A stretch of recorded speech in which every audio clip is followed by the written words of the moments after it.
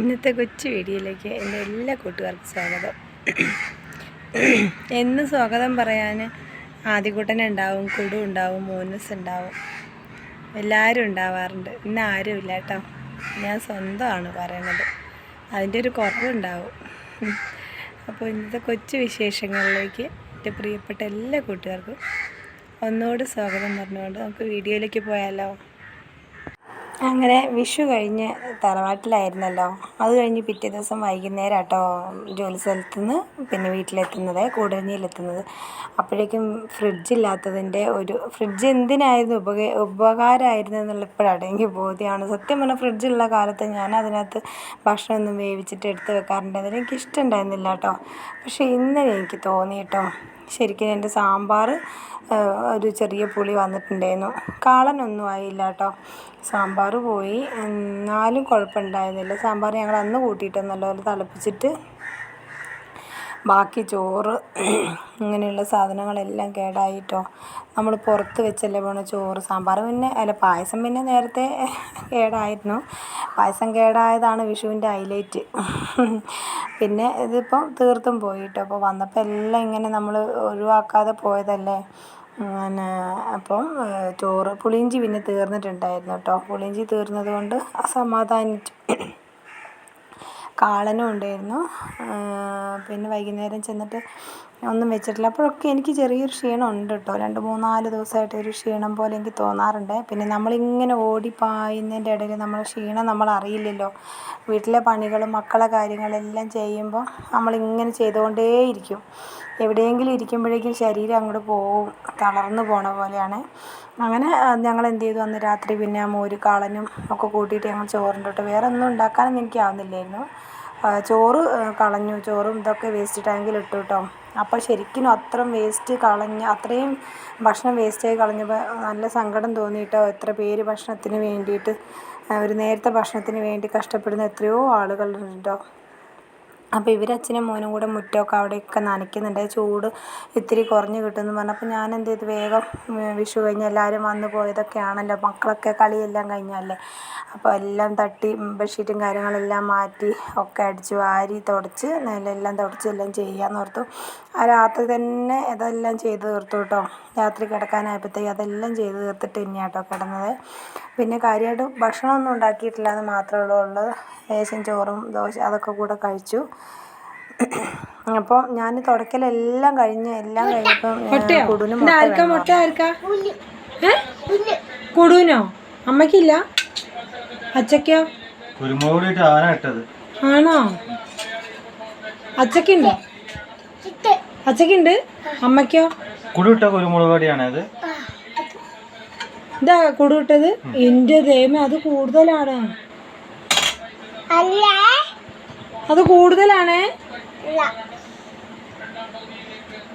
ശരിയട്ടെ നിനക്ക്.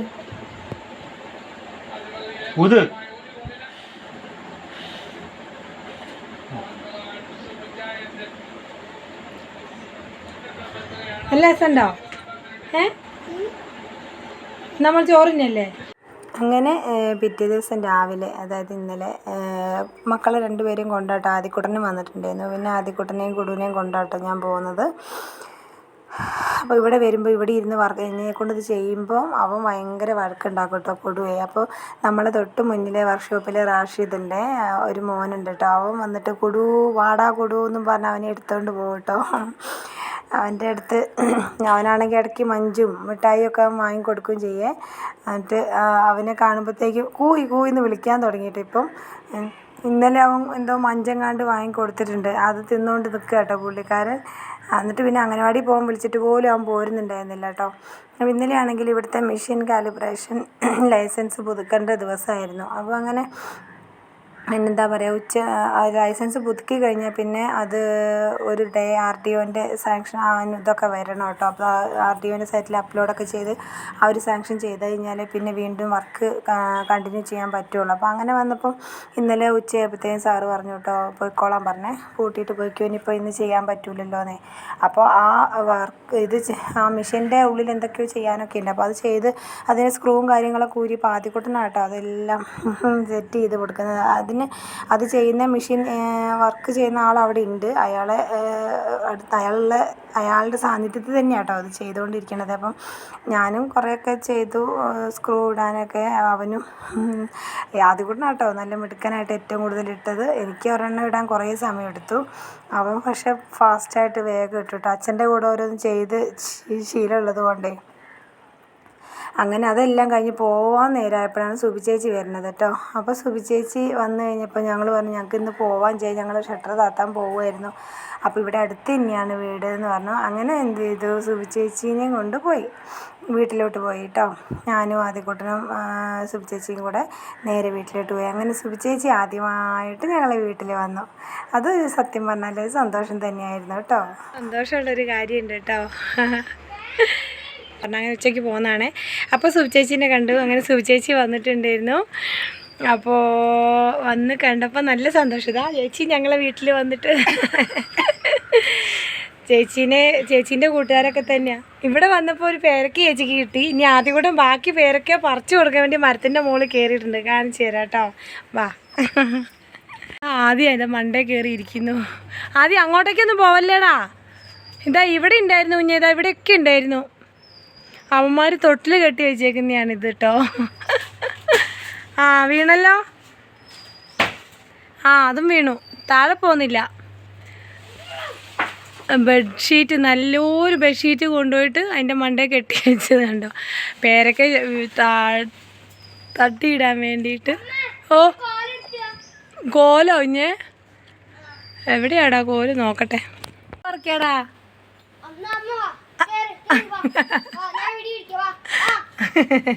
പറയുന്ന കേട്ടോ.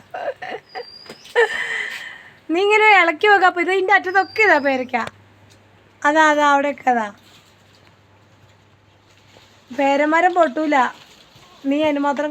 അത് സർക്കസ് ഒന്നും വേണ്ടേ, സർക്കസ് വേണ്ടേ. അത്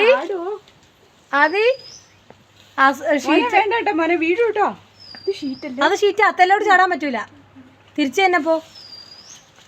അമ്പടം എടുക്കാ നീ ആള് പുതിയ തൂങ്ങി.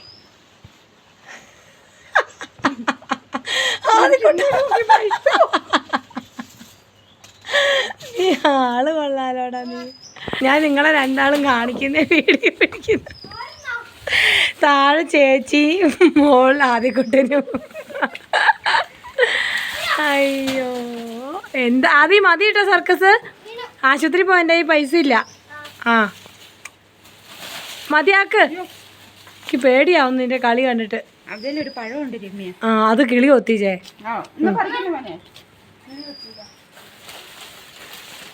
ചെക്ക ഇറങ്ങിക്കേ കണ്ടോ. അങ്ങനെ എന്താ പറയുക, സുബി ചേച്ചി ഭക്ഷണമൊന്നും കഴിച്ചിട്ടില്ല കേട്ടോ. ഒരു പേരയ്ക്ക, 1-2 പേരയ്ക്ക പറിച്ചായിരുന്നു, അതൊന്ന് കഴിച്ചു.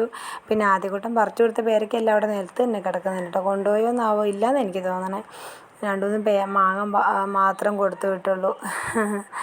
അങ്ങനെ സുബി ചേച്ചിനെ ഞാൻ എന്ത് ചെയ്തു, കരിങ്കുറ്റിയിലാക്കി കൊടുത്തു വിട്ടില്ല. പിന്നെ അവിടുന്ന് അത്രയും ദൂരം നടക്കണേ. ആദ്യകൂട്ടനെ വീട്ടിൽ നിർത്തിയിട്ട് സുബി ചേച്ചിനെ തിരിച്ച് കൊണ്ടുവന്നാക്കി.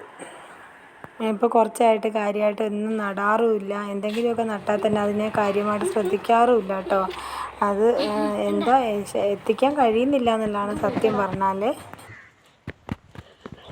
ഇത് മൂത്ത് പോയി, ഇത് ലേശം മൂത്ത് നോക്കി തോന്നുന്നുണ്ട്. ഒന്നും ചെയ്യാതെ കിട്ടിയവർ ഒന്നും ചെയ്തില്ല, വെറുതെ ഇവിടെ നട്ടിട്ടു എന്നല്ലാതെ ഒന്നും ചെയ്തിട്ടില്ല കേട്ടോ. അപ്പോൾ എന്തെങ്കിലുമൊക്കെ ചെയ്യുകയാണെങ്കിൽ നമുക്ക് നല്ലത് തരും. നമ്മൾ ആദ്യമൊക്കെ ഇവിടെ പയറും ഇതൊക്കെ നല്ലില്ലായിരുന്നു. അന്നൊക്കെ പയറ് വലിയതാവും, പയറുണ്ടാവും. ഇപ്പൊ ഒന്നും ചെയ്യാത്തോണ്ട് പിന്നെ ഞങ്ങള് ഇത് നട്ടു പറഞ്ഞുകൊണ്ട് ഉണ്ടാകുന്നുണ്ട്. വേറെ കാണിച്ചിരുന്നോ? ഞാൻ വേറെ കാണിച്ചേ.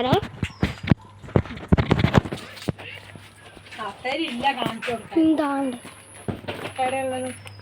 അത് ഉണങ്ങി, അത് വിത്ത് ആയിക്കോട്ടെ എന്ന് ചോദിച്ചു വെച്ചതാ. അപ്പുറത്തുള്ളത് ഉണങ്ങി, അത് വിത്തിന്. പിന്നെ ഉള്ളത് ഇതാ, പിന്നെ ഉള്ളത് ഇത്. നല്ല രസമുണ്ടല്ലേ. പിന്നെ ഉള്ളതോ, പിന്നെ ഇതുണ്ട് ചീരയിട്ട്, അതൊക്കെ പോയി. ഇനി ഇവിടെ കറിവേപ്പിലുണ്ട്. അപ്പോൾ ഇതാ ഉള്ളൂ ആകെ വെണ്ടയ്ക്ക. ഇതാ വെണ്ടയ്ക്ക.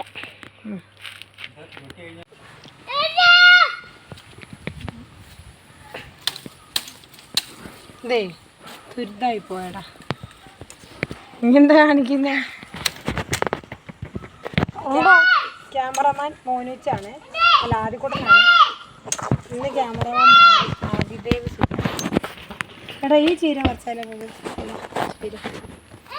കണ്ടോ, വേറെ ചീര. അതാണ് വയലറ്റ് ചീര. ഇതാണ് വയലറ്റ് ചീര. ഞങ്ങൾ അടിക്കുന്നുണ്ടോ കേട്ടോ? കണ്ടോ അടിച്ച്. അയ്യോ നോഗോള് കേട്ടോ അത്. കണ്ടോ ആ ചെക്ക ബോള് വഴി പെറുക്കുന്നേ.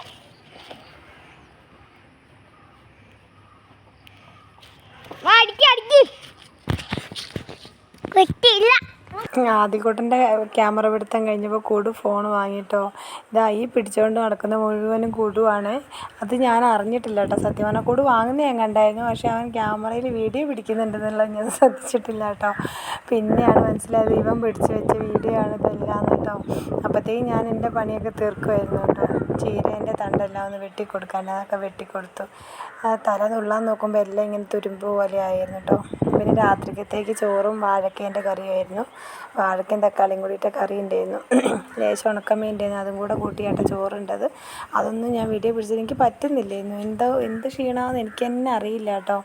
ഞാനൊരു ലൈവ് ചെയ്യാനിരുന്നിട്ട് ഈ 2-3 ദിവസമായി ഞാൻ ഇരിക്കുമ്പോഴേക്കും എൻ്റെ കണ്ണ് അടഞ്ഞു പോകും. അത്രയും ക്ഷീണമെന്ന് പറഞ്ഞാൽ ഇത് എന്താണെന്നുള്ളത് ഞാൻ ശ്രദ്ധിക്കുന്നേ ഇല്ല കേട്ടോ.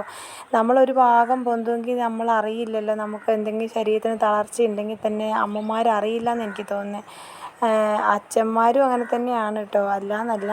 പക്ഷേ ഭൂരിഭാഗം അമ്മമാർ ഒരു ഭാഗം പൊന്തുമെങ്കിൽ എഴുന്നേറ്റ് മക്കൾക്ക് വേണ്ട കാര്യങ്ങൾ ചെയ്യാൻ നോക്കും കേട്ടോ. എന്താ വീട്ടിലെ എന്തെങ്കിലും ഒരു വെള്ളം, ഇനിയിപ്പോൾ വലിയ കാര്യമായിട്ട് 4 കൂട്ടം കറികളൊന്നും ഉണ്ടാക്കിയില്ലെങ്കിലും എന്തെങ്കിലും ഒരു കഞ്ഞിയെങ്കിലും വെക്കാൻ വേണ്ടിയിട്ട് അവരെങ്ങനെയെങ്കിലും എഴുന്നേറ്റ് പോരും. പക്ഷേ അച്ഛന്മാരങ്ങനെ ചെയ്യുമെന്ന് എനിക്ക് തോന്നുന്നില്ല കേട്ടോ. കുറ്റം പറയല്ല കേട്ടോ, ഞാൻ ഇത് പറഞ്ഞതേ ഉള്ളൂ.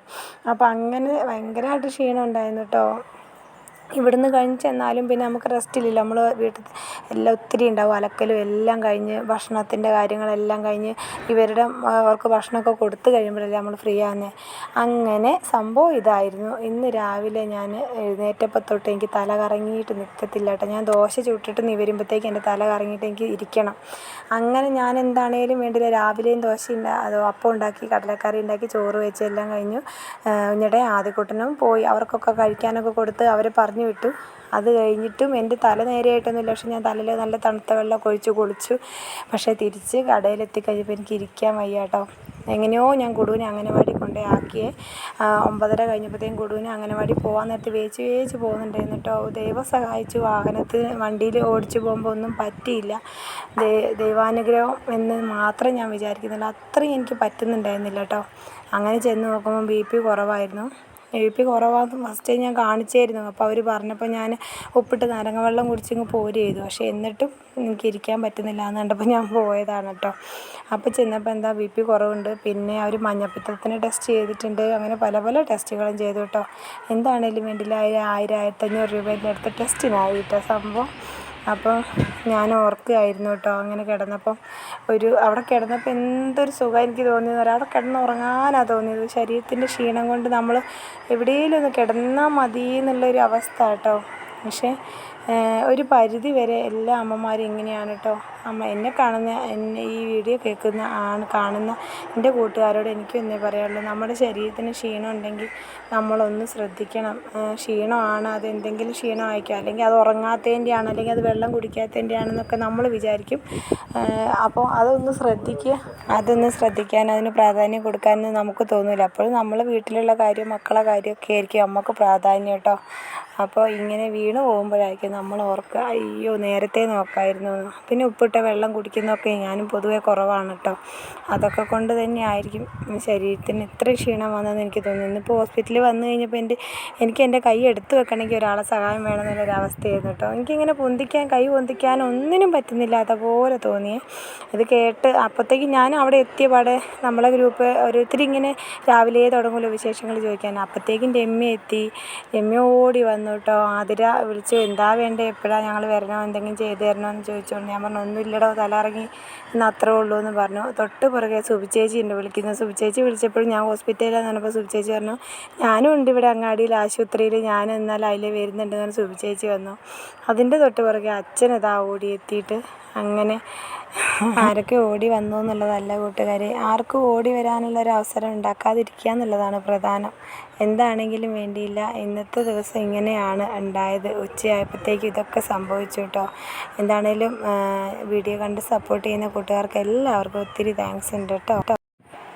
നമ്മളെല്ലാവരും നമ്മുടെ ആരോഗ്യത്തിൻ്റെ കാര്യത്തിൽ എപ്പോഴും ശ്രദ്ധയായിരിക്കണമെന്ന് മാത്രമേ എനിക്ക് പറയാനുള്ളൂ. ഇപ്പോഴത്തെ ചൂടും വെയിലും കാലാവസ്ഥേൻ്റെ ഈ മാറ്റവും നമ്മുടെ ശരീരത്തിൽ ആവശ്യത്തിനുള്ള വെള്ളം ഇല്ലാതെ വരികയും ഭക്ഷണത്തിൻ്റെ കുറവും ഒക്കെ നമ്മളെ ബാധിക്കും. Okay, thank